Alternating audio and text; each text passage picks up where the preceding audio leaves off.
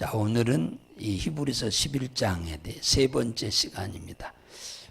첫날은 아벨과 에녹에 대해서 말씀드렸고, 어제는 노아에 대한 말씀드렸죠. 오늘은 아브람에 대한 얘기입니다.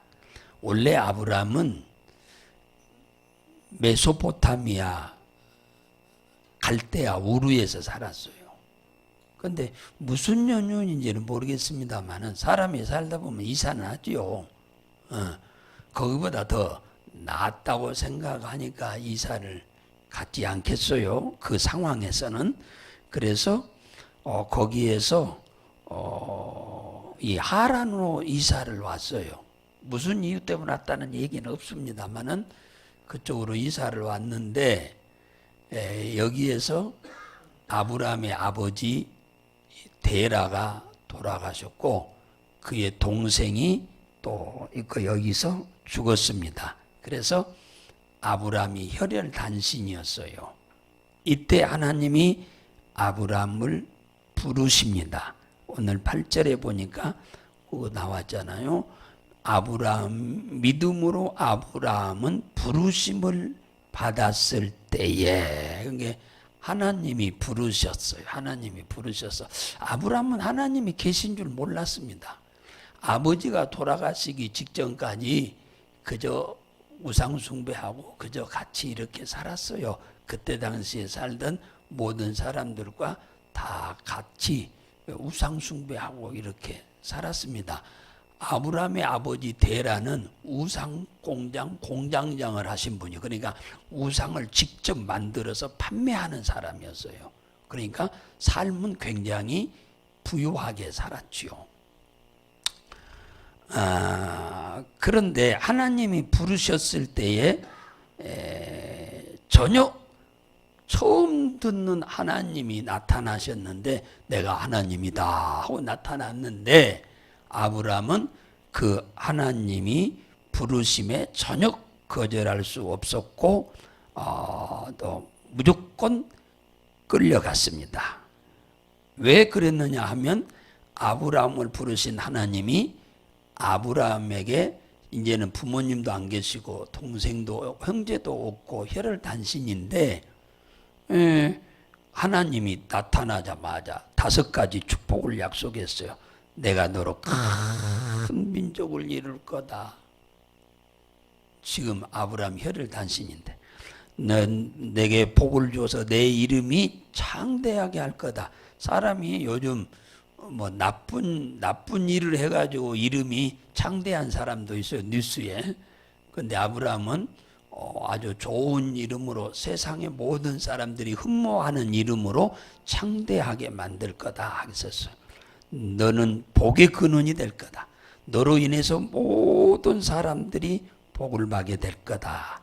너를 축복하는 자는 내가 직접 그에게 복을 주고, 너를 해롭게 하는 자는 내가 직접 그들에게 내가 저주를 내릴 거다.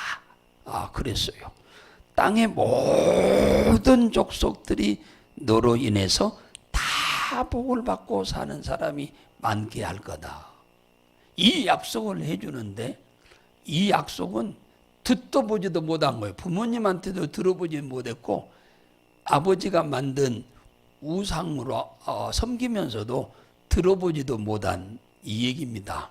이 엄청난 축복을 주시겠다고 한 거예요. 이건 아브람 현재의 축복과 미래의 축복과 그의 자손들에 대한 축복을 주겠다고 하신 이 약속에 아브람은 뿅 가버린 겁니다.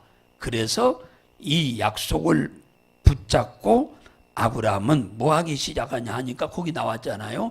뭐 하며? 순종하기 시작했다. 순종. 이 약속을, 이 어마어마한 축복을 나의 현재와 미래, 내 자손들에게까지 주겠다고 한 이 축복이 현실로 가만히 있는데 이루어질 수 있는 게 아니거든요.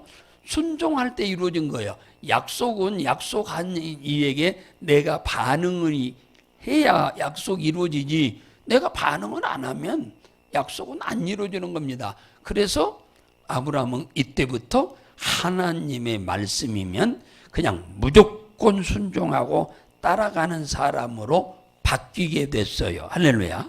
완전히 그냥 하나님의 말씀이면 그냥 무조건 순종하고 따르는 인생을 살아가게 된 것입니다.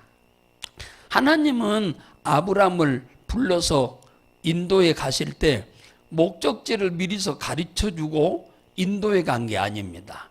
하나님은 목적지는 전혀 가르쳐주지도 않고 그저 이끌고 가십니다. 그러니까 갈 바를 모르고 지금 가는 거예요. 갈 바를 모르고 이 엄청난 복을 주시겠다고 하신 분이니까 잘못된 길로 인도하실 것이라고는 꿈에도 생각을 안 하는 거예요. 아브라함이.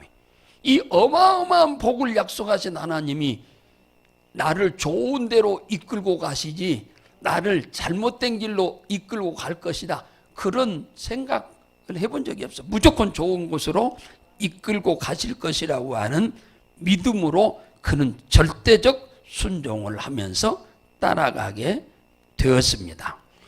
우리를 위해서 십자가에 죽기까지 하신 하나님, 그분이 아브라함을 사랑하는 것보다 우리를 더 사랑한 거예요.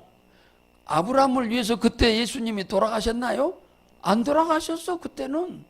근데 이분이 아브라함에게 약속하신 이 하나님, 주님이 우리를 위해서 십자가에 이미 죽기까지 하실 정도로 아브라함보다도 우리를 훨씬 더 사랑하신 분입니다. 근데 우리는 그것을 얼마나 믿고 신뢰하느냐, 그 차이지, 아브라함을 사랑한 것보다 우리를 더 사랑했다고 하는 것은 자명한 일입니다. 분명한 일이에요. 그래서 아브라함은 10절에 보니까 하나님이 경영하시고 지으실 터가 있는 성을 바랐음이니라. 하나님이 경영하고 하나님이 직접 지은 곳은 어디밖에 없어요? 천국이죠. 천국. 이 땅에도 하나님이 만든 건 사실이지만은 이 세상 만물은 하나님이 만들었지, 모든 집이랑은 누가 지었어? 그건 사람이 지었어. 이 세상 것은 다. 그런데 하나님이 직접 경영하고 하나님의 손으로 직접 지으신 곳은 하나님, 저 천국밖에 없어요. 그러니까 아브라함은 하나님을 믿은 지 얼마 안 됐는데도 어디에 대한 소망이 가득했냐면 천국에 대한 소망이 가득한 사람입니다. 거기 보세요. 저기 16절에 보면은 저희가 이제는 더 나은 본향을 사모하니 곧 하늘에 있는 것이라 나오잖아요. 그러므로 하나님이 저희 하나님이라 일컬음을 받으심을 부끄러워 아니하시고 저희를 위하여 한 성을 예비하셨느니라, 그잖아요. 그러니까 하나님이 이미 아브라함을 부르기 전에 뭘 만들어 놨어? 천국 만들어 놓은 것을 이미 아브라함은 믿고 있는 겁니다. 대단하죠. 그러니까 하나님께서 아브라함 부를 때 이거 천국 있다는 거 안 가르쳐 줬으면 알겠어요? 이미 가르쳐 줬으니까 아는 거지. 안 가르쳐 줬으면 아브라함이 어떻게 천국이 있는 줄 알겠어요? 이 땅에서 복 준다고 하는 말은 믿겠지만은, 잘 되게 한다고 하는 건 믿겠지만은, 우리 육신의 눈으로 안 보이는 저 천국이 있다고 하는 거 안 가르쳐 줬으면 믿을 수가 없지요. 그러니까 지금 하나님께서 천국까지 상세하게 말씀을 하신 것 같아요. 그 내용은 다 여기다 기록을 이런 건 아니지만은, 그냥 하나님이 아브라함을 부를 때 이 단지 4가지만 5가지만 축복하겠다고 하는 얘기를 했지만은 이것만 얘기한 게 아니지요. 기타 많은 얘기를 지금 한 겁니다. 천국 얘기까지 한 걸 보니까.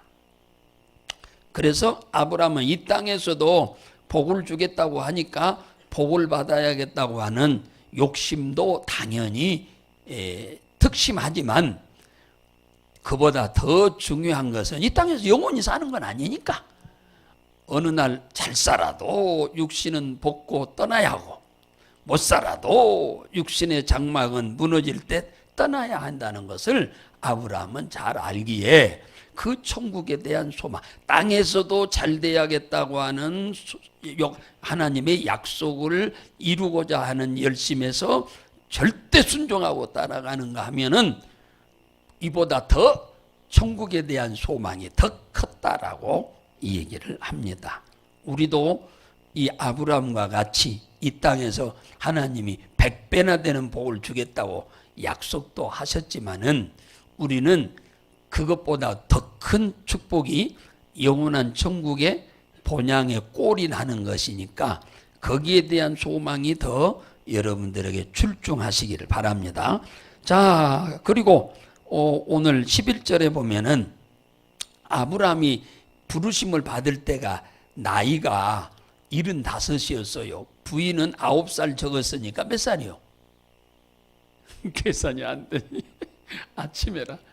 예? 그러죠. 66살이지요. 66살이요. 예, 66살. 근데 66살에 여기서는 아브라함이 그 부인 사라가 뭐 했다고 그랬어요? 예, 그러죠. 단산했다. 나이가 늙었다. 66살이면 나이가 드신 거예요? 안 드신 거예요? 많이 드신 거죠. 그래서 단산했단 말은 애 낳을 수 있다 없다요? 없다 그 말이잖아요. 그런데 하나님이 아브라함에게 부르실 때 약속을 했어요. 하늘의 별과 같이 많은 자손들, 바닷가의 모래알처럼 많은 자손들을 주겠다고 친히 약속을 하셨지요. 아브라함은 이미 자기도 늙었지만 부인은 이미 경수가 끝나버렸어. 임신, 이 인간적인 방법으로는 임신할 능력이 전혀 불가능한 거예요. 그랬는데도 하나님의 이 약속하심을 믿었더라 그랬어요. 믿었어 이 약속을. 지금 상황은 절대 인간적인 방법으로는 불가능하지만 이 전능하신 하나님, 이 축복하시겠다고 하신 하나님이면 능히 이 사라도 임신하게 할 수 있다고 하는 것을 믿은 겁니다. 그랬더니 하나님이 뭘 줬다고 거기에 얘기합니까? 거기에 11절에 보니까 잉태하는 힘을 얻었다. 누가 주었어 힘을? 하나님이 준 거예요. 약속하신 하나님이 때가 되니까.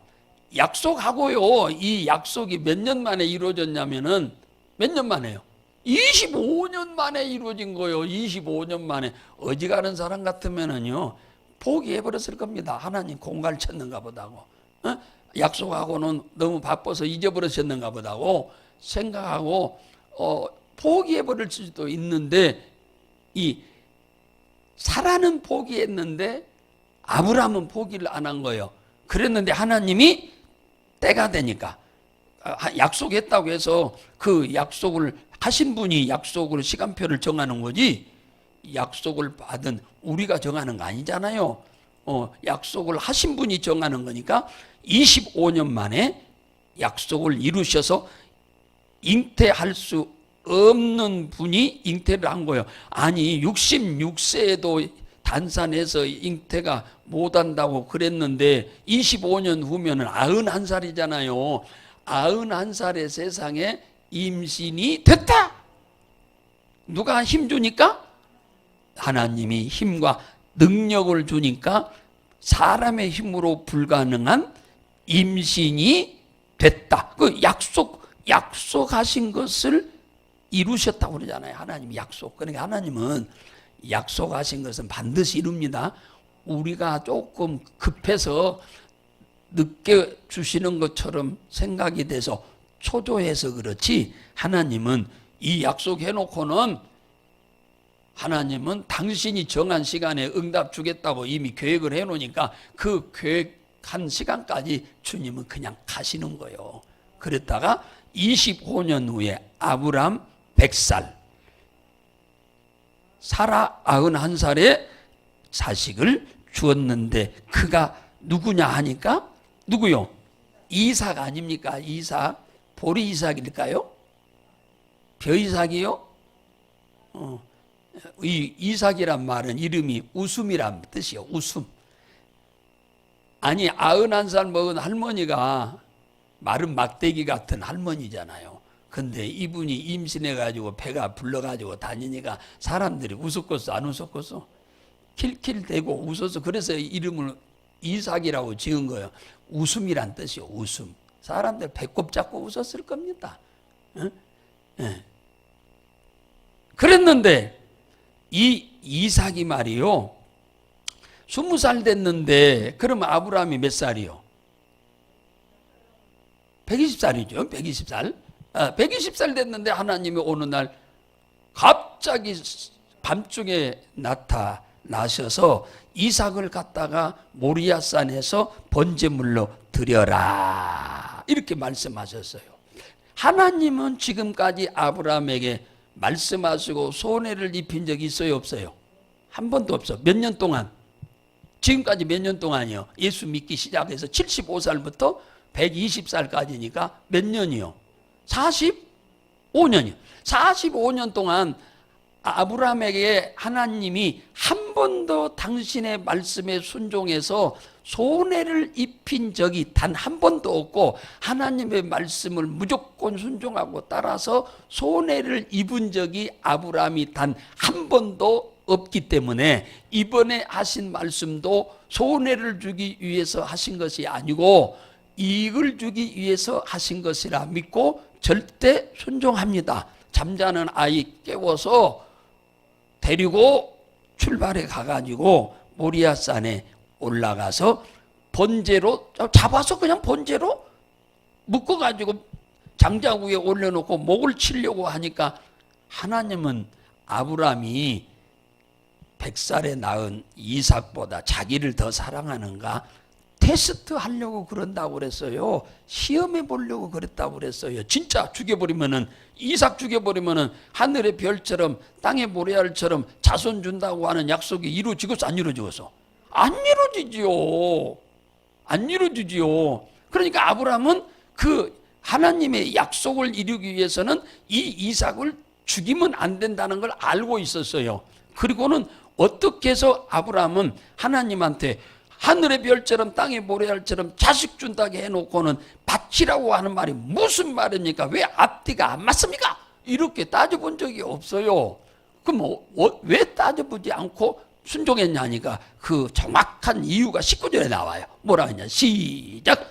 저가 하나님이 능히 죽은 자 가운데서 다시 살리실 줄을 생각한지라.